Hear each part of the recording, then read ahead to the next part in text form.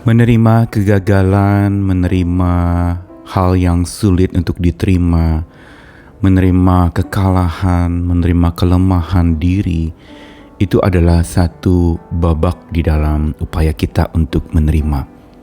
Tetapi ada babak berikutnya dan yang lebih sulit dari sekedar menerima sesuatu, yaitu menerima seseorang, menerima orang lain, menerima pribadi-pribadi yang punya kekuatan dan kelemahannya masing-masing.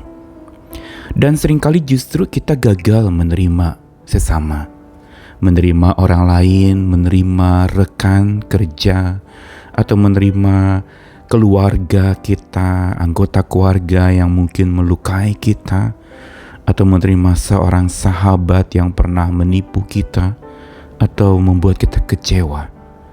Ini adalah sebuah babak dan perjuangan yang lebih berat dari sekedar menerima kekalahan, kegagalan, atau kesusahan hidup. Karena itu kita perlu belajar kali ini untuk menerima sesama kita. Adalah hal yang sulit memang untuk menerima orang lain bila di dalam hati kita masih berkecamuk berbagai macam perasaan yang menyebabkan kita tidak bisa menerima diri kita sendiri. Kalau di dalam hukum kasih dikatakan kasihilah sesamamu manusia seperti dirimu sendiri, memberitahu kepada kita bahwa keduanya itu berkaitan. Kalau kita bisa menerima kelemahan diri kita sendiri, maka kita akan lebih mudah untuk menerima kelemahan orang lain.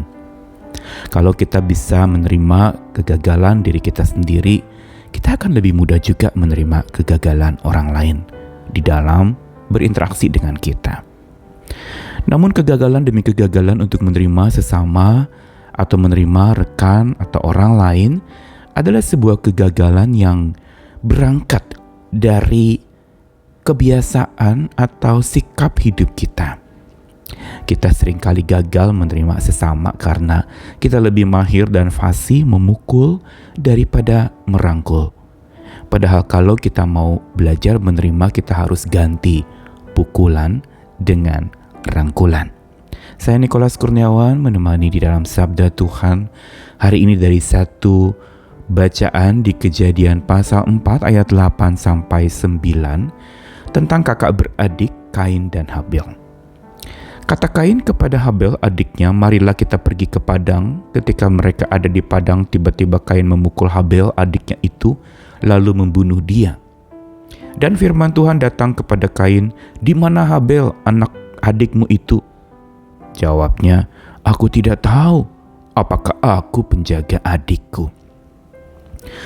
Sekelumit percakapan singkat ini antara Kain dengan Habel sebelum dia memukul dan membunuh Habel memberitahu kepada kita betapa memang sulitnya dan rumitnya seseorang yang ada di dalam dosa untuk bisa menerima satu dengan yang lain. Ada sebuah kebencian dan kita tahu sendiri kisah Kain dengan Habel, di mana Kain begitu menjadi iri, panas hati ketika persembahan Habel adiknya itu dia anggap diterima lebih baik oleh Tuhan daripada persembahannya. Dan muncullah panas hati yang menggerakkan amarah yang luar biasa, sampai lalu kemudian perhatikan bagaimana cara Kain memperlakukan Habel. Dia ajak adiknya itu untuk pergi ke padang. Sebuah undangan, ajakan yang halus yang tampaknya memang tidak mencurigakan. Tetapi justru ketika tiba di padang, kita lihat bagaimana Kain memukul Habel sampai membunuhnya. Dan ini merupakan sebuah bagian dan catatan yang memberitahu kepada kita betapa mudahnya manusia. Sejak manusia perdana itu berdosa, maka manusia dengan sesamanya menjadi saling melukai. Tetapi cara Kain melukai Habel adalah sebuah cara sembunyi-sembunyi yang tampaknya merupakan sebuah undangan yang baik. Tampaknya rekan yang sangat akrab. Tampaknya kakak beradik yang harmonis dan penuh kasih mesra. Mengajak berjalan-jalan ke padang, tetapi justru di sana Kain memukul Habel sampai mati. Sebuah tindakan yang sama sekali kita sebut tidak gentle, karena apa yang dilakukan oleh Kain kepada Habel adalah sebuah cara atau tindakan yang tidak terus terang memberitahukan apa yang dirasakan oleh Kain kepada Habel, tetapi dengan cara diam-diam, dengan cara halus, seolah-olah mengajak untuk satu hal yang baik, tetapi malah yang terjadi hal yang buruk. Apa yang dilakukan oleh Kain adalah sebuah tindakan memukul dari belakang. Dan di sini tampak bahwa memang manusia berdosa lebih mahir dan lebih fasih untuk memukul dari belakang daripada memberitahu kesalahan orang lain terang-terangan. Dan ini cara yang seringkali juga manusia lakukan ketika dia membenci orang lain, membenci sesamanya, tapi di depannya diam-diam dia mengasihi, diam-diam tampaknya dia begitu baik, akrab dan hangat, tetapi di belakangnya dia menyengat, dia menikam dari belakang, memukul dari belakang, bagaikan musuh di dalam selimut. Dan inilah kegagalan utama kita untuk menerima sesama kita.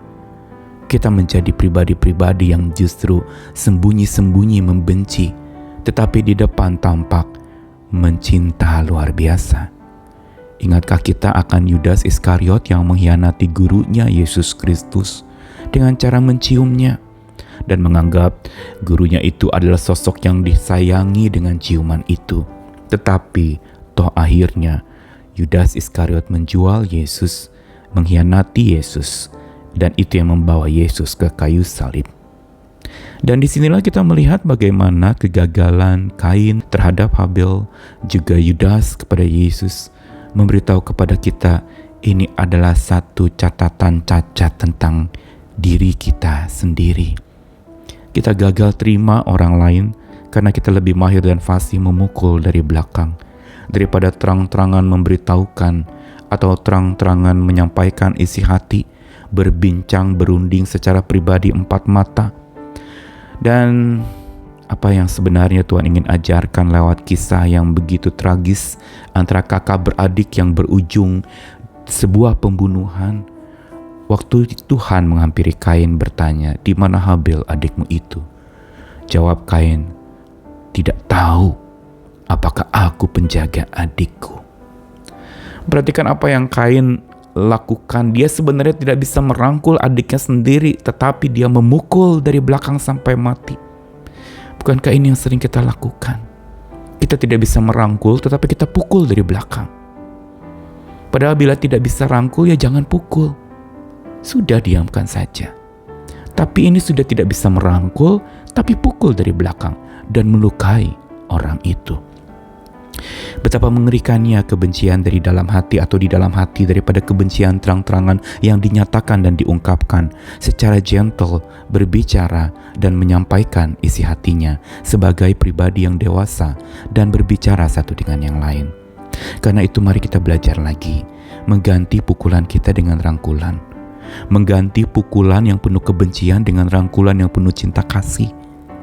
Hadirkan kasih yang merangkul dari depan dan singkirkan segala macam upaya memukul dari belakang. Dan mari kita jangan belajar untuk mahir dan fasih memukul dari belakang, tapi latihlah diri agar mahir dan fasih untuk menghadirkan kasih yang merangkul dari depan, menghadapi orang itu, berbicara dan memeluknya dengan akrab, mesra. Dan bukankah itu yang Tuhan kehendaki? Untuk hidup satu dengan yang lain di dalam hubungan kasih mengasihi, penuh perundingan daripada penudingan, penuh dengan persandingan daripada persaingan. Dan disitulah sebenarnya hidup seseorang menjadi pribadi yang makin akrab satu dengan yang lain, karena hatinya akrab dengan kasih Tuhan dan dia mau praktekkan itu. Mari kita belajar lagi menerima sesama kita, menerima rekan kita, menerima dia dengan kurang lebihnya, menerima dia dengan lemah kuatnya.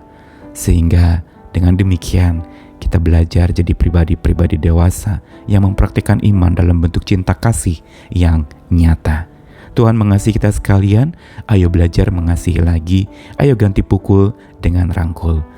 Ganti segala macam persaingan dengan kasih sayang Tuhan yang kita praktekkan. Tuhan mengasihi kita sekalian. Amin.